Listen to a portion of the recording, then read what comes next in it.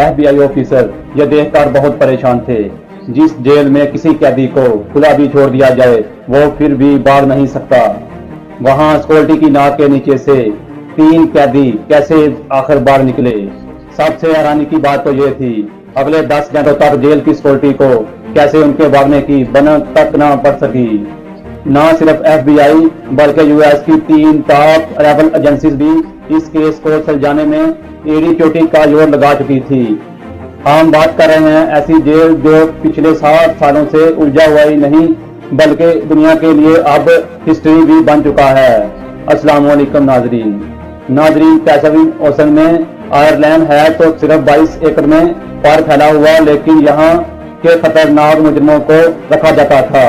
अल्कट्रास के नाम से ये फेमस आयरलैंड समुद्र में ही बहुत बड़े पत्थर पर बना हुआ है। इसी वजह से इसे दी रॉक भी कहा जाता है। एक तो ये आयरलैंड दूर दूर तक ओशन से घिरा हुआ है, दूसरा एक्स्ट्रा प्रोटेक्शन के लिए इसके इर्द गिर्द 15 फुट ऊंची दीवार भी खड़ी की गई है। जेल सिक्योरिटी की 24/7 मॉनिटरिंग के साथ साथ, क्योंकि ये पैसिफिक ओशन की में मौजूद है, तेज हवाएं और ऊंची लहरें इस आयरलैंड को हमेशा घेरे रखती हैं। इन सब कंडीशन को देखते हुए 1934 में इसको फेडरल डिप्रेशन डिक्लेयर कर दिया गया, जहां हद से ज्यादा सिक्योरिटी दी जाती थी। इन शॉर्ट यहां अगर कोई एक बार आ गया तो खुद से निकलना किसी भी सूरत मुमकिन नहीं। इस जेल को इनएक्सेसिबल का दर्जा हासिल था, लेकिन 12 जुलाई 1962 को अल्कट्रास का सारा भरम तब टूटा जब 3 कैदी जहां की सिक्योरिटी को बड़ी महारत से धोखा देकर फरार हो गए। इस कहानी के मेन किरदार ये 4 लोग हैं, जिनमें जॉन विलियम एग्नर आपस में भाई हैं। इनको एक बैंक रॉबरी के केस में जहां रखा गया था। उसके बाद ये है फ्रैंक मोरिन्स, जो 13 साल से ऐसे ही ओनर ऑफ जेल्स की शक्ल देखता रहा है। इसको अल्कट्रास ने बैंक रॉबरी के केस से रखा गया था। आखिर में ये है एरन वैक्स, जो पहले ही भी कई बार दूसरी जेलों में भागने की कोशिश कर चुका था। इसी वजह से मैक्सिमम सिक्योरिटी के लिए अल्कट्रास में रखा गया था। एरन वैक्स काफी अरसे से इस जेल में है, इसी वजह से इसे जेल की मालूमात के बारे में दूसरों से ज्यादा मालूम है। अल्कट्रास से भागने का आइडिया सबसे पहले 96 में एरन वैक्स ने ही बताया था। एरन ने जेल की ब्लॉक बी में 2 होल तलाश किया था, जहां से उनका भागना शायद किसी हद तक मुमकिन था। अब मसला ये है, ये 4 लंच ब्रेक वगैरह में मिलते तो थे, लेकिन इनके सेल ब्लॉक बी में नहीं थे।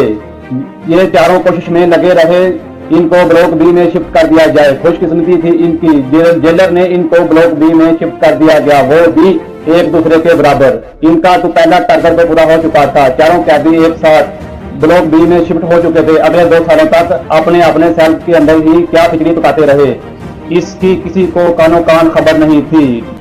12 जुलाई 1962 को जेल स्टाफ तमाम कैदियों को उठाने के लिए निकले तो असेंबली में काउंटिंग की गई तो इनमें 3 कैदी कम थे। जब स्टाफ ने तमाम सेल्स को दोबारा से चेक किया तो ब्लॉक बी में एरन ब्रदर समेत फ्रैंक मोरिस को अपने ही बेड पर सोया हुआ पाया। उनको ये बात बिल्कुल भी नॉर्मल नहीं लगी।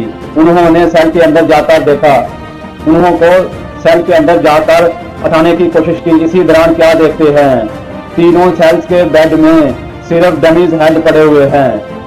जी हाँ, वो तीनों भाग चुके थे। वो इन्होंने 100 प्लास्टिक और कैंकरीज से बने हुए डमीज हेड रख दिया गया था। इनमें से एक हाथ लगने की वजह से जमीन पर गिरकर टूट ही गया था, जिसको इस फोटो में भी देखा जा सकता है। ये मंजर देखकर पूरे जेल स्टाफ के होश खत्म हो चुके थे। उन्होंने ये समझकर प्रिजनर्स आयरलैंड से बाहर तो जा नहीं सकते थे। पूरे आयरलैंड की छानबीन शुरू कर दी गई, लेकिन कहीं भी उनका नामो निशान न मिल सका। सबको एक ही चीज पाई जा रही थी, इतनी हाई सिक्योरिटी में एक भी नहीं 3 कैदी भागे तो भागे कैसे। याद रहे कि इन भागने वालों से एरन वैक्स नहीं था, जिसका असल में सारा प्लान था। इन्वेस्टिगेशन टीम बनाई गई और FBI को भी रिपोर्ट किया गया। ये देखा गया कि तीनों अपने सेल की दीवार में लगे तीनों छोटे रेंट को तोड़कर बाहर निकले हैं। हैरानगी तो तब हुई जब दीवार की परली साइड पर 3 बल्कि 4 सेल्स के रेंट डैमेज थे।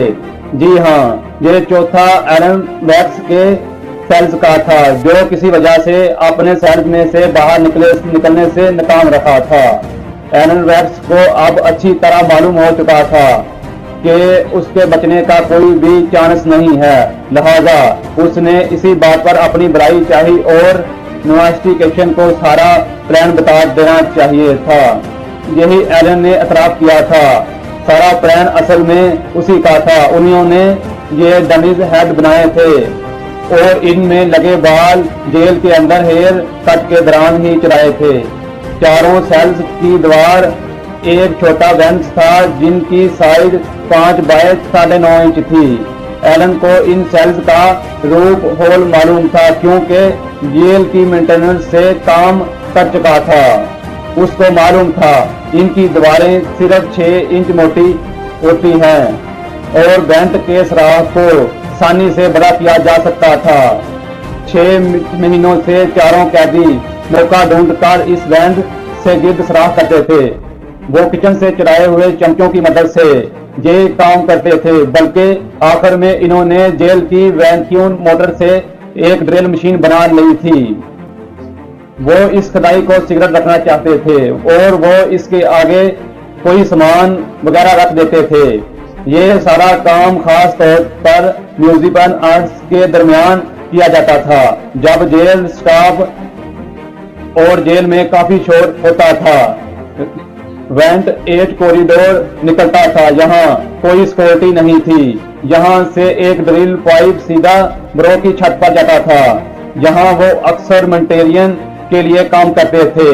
अल्काट्राज जेल में कैदियों को बिजी करने के लिए मेंटेनेंस और मुख्तलिफ काम कराए जाते थे। ये कैदी भी मेंटेनेंस का काम करने के लिए छत पर जाया करते थे और वो इस बहाने अपने भागने की प्लान के लिए छोटी से छोटी चीज का भी जायजा लिया करते थे। छत से वो एक और पाइप को यूज करके नीचे उतरे और फिर आयरलैंड की 15 फुट बड़ी दीवार को टॉप कर भाग निकले थे। उन्होंने पहले से ही अपनी सारी तैयारी पूरी कर रखी थी। रबर रेत और कोर्स को जोड़कर अपने लिए एक पानी में तैरने वाली चीजें भी बना रखी थी। रेंट बोर्ड और जेल में भी कैदियों को दिए जाते थे जो वो बहाने से इकट्ठे करते जा रहे थे। इसके अलावा रेन कोट से ही उन्होंने अपने लिए जैकेट की तरह एक अपने लिए कोई चीज बनाई थी। ड्रग्स के काम ना करने पर उनको पानी में डूबने पर बचा सकेगी। FBI के ज़हन में अब भी यही था। भागने वाले कैदी अब कहाँ हैं? उनके चौथे सार्जेंट ने बताया कि प्लान के हिसाब से इनको सबसे पहले अल्काट्राज के नॉर्थ में एंजिनाइस में गुजरकर एयरलैंड पर उतरना था। यहाँ सिक्योरिटी की ना होने के बराबर होती है। वहाँ से उनको एक गाड़ी और कुछ कपड़े चलाने थे। अल्काट्राज सारे पर छानबीन की गई तो लेकिन कहीं से भी कोई मालूमात नहीं मिली। इन पॉसिबल सिक्योरिटी को चकमा देकर भागने वाले कैदी को समंदर निकल गया, जहां फिर एलन वैक्स कहानी भी FBI को चकमा देने के लिए ही बनाई गई थी। उन तीनों का कहीं भी कोई नामो निशान नहीं मिल रहा था। ब्लॉक बी की छत के पर मौजूद ब्रांड जहां ये सारी चीजें बनाई गई थी, वो सीक्रेट वर्कशॉप और जिस पाइप पर लटक कर वो नीचे उतरे से थे, वहां पर पैरों के निशान देखकर ये तो वेरीफाई हो गया एलन वैक्स की कहानी झूठी नहीं है। अब FBI के साथ साथ कोस्ट गार्ड और बोर्ड ऑफ मैक्शन सर्विस को भी इस केस में शामिल करके समंदर में कैदियों को ढूंढने के लिए शुरू कर दिया गया और पर उनको कहीं भी कैदी ना मिले और ना ही भी कोई राफ्ट, ना ही कोई लाइफ जैकेट। यह पुलिस केस से हटकर यह एक हिस्ट्री केस बनने जा रहा था। अगले 4 दिनों में कोस्ट गार्ड को तैरता हुआ एक लकड़ी से बना एक एंगल मिला जो माना जा सकता है उस राफ्ट का ही पार्ट है। उसके बाद रेन कोट से बने 2 बैग्स भी मिले जिसमें कैदियों का पर्सनल सामान जैसा कि फैमिली फोटो और लेटर वगैरह थे। इससे ये अंदाजा लगाया गया कि तीनों कैदी जिंदा जमीन पर नहीं पहुंचे, क्योंकि ये सामान ऐसे हैं जिनको कोई भी कैदी आसानी से नहीं छोड़ता। कोई भी डेड बॉडी 2 दिन के बाद पानी के ऊपर आ जाती है, लेकिन अगर कई महीनों तक इन्वेस्टिगेशन टीम को ना कोई डेड बॉडी मिली ना बॉडी पार्ट। एक बात ये भी है, तीनों कैदी रात से नहीं स्विंग करके मेन लैंड पहुंच गए होंगे, क्योंकि 1962 में एक के बाद एक एफबीआई ने इन कैदियों की फैमिली पर कड़ी नजर रखी हुई थी। उनके एक भतीजे डैरन विजनर्स ने एफबीआई को बताया जॉन और कनेरियंस बड़े भाई की मौत के वक्त अपने बहनी को बताया था उसके भाई सही सलामत मौजूद हैं और उनके साथ कांटेक्ट में हैं। कई फैमिली मेंबर ने एफबीआई को ये भी बताया फैमिली में छोटे बड़े दिन पर 2 खवातीन अजीब से मेकअप पर देखी गई थी, जो शायद जॉन और क्लेनियंस बेस बदल कर आ सकते थे, लेकिन इसके बाद वो दोनों खवातीन कभी नजर ही नहीं आई। इसके अलावा इस केस के 15 सालों के बाद एंगलन ब्रदर के कजन ने ब्राजील में दोनों भाइयों को एक क्लब में देखा और उनकी फोटो भी कैप्चर की। उनकी फैमिली का भी यही मानना था, एंगलन ब्रदर ही हैं, लेकिन यूएस नेशनल सर्विस का यही मानना था। ये इस फोटो में जो शख्स दिख रहे हैं इनकी एज एग्रन ब्रदर से मैच नहीं करती। ये आखिरी बात था एग्रन ब्रदर की जिंदा होने की कोई खबर मिली थी, जिसके बाद आज तक कोई अता पता ना चल सका। इस केस के अगले ही साल कंट्रास को बंद कर दिया गया। 1979 में हिम्मत हार कर एफबीआई ने ऑफिशियली इस केस को हाथ उठा लिया था। आप सिर्फ यूएस सर्विस मार्शल है, यहाँ ये केस अभी तक खुला हुआ है और ये केस तब तक खुला रहेगा जब तक यहाँ तो ये कैदी पकड़े नहीं जाते और यहाँ उनकी डेड बॉडी नहीं मिल जाती, जहाँ फिर उनकी एज 99 नहीं हो जाती। अल्कट्रास को आज भी एक नेशनल पार्क में बदल दिया गया है, जहां टूरिस्ट ब्लॉग भी की 19 राहों को देख सकते हैं, जहां 60 सालों पहले एरन ब्रदर फैंस और मोरेंस और उनके साथी एरन रैप्स हुआ करते थे। नाज़रीन, उम्मीद करते हैं आपको ये वीडियो अच्छी लगी होगी। अगर आपको वीडियो अच्छी लगी हो तो आप हमारे चैनल को सब्सक्राइब कर दें, वीडियो को लाइक कर दें और कमेंट सेक्शन में अपना कमेंट जरूर दें। अल्लाह निगहबान।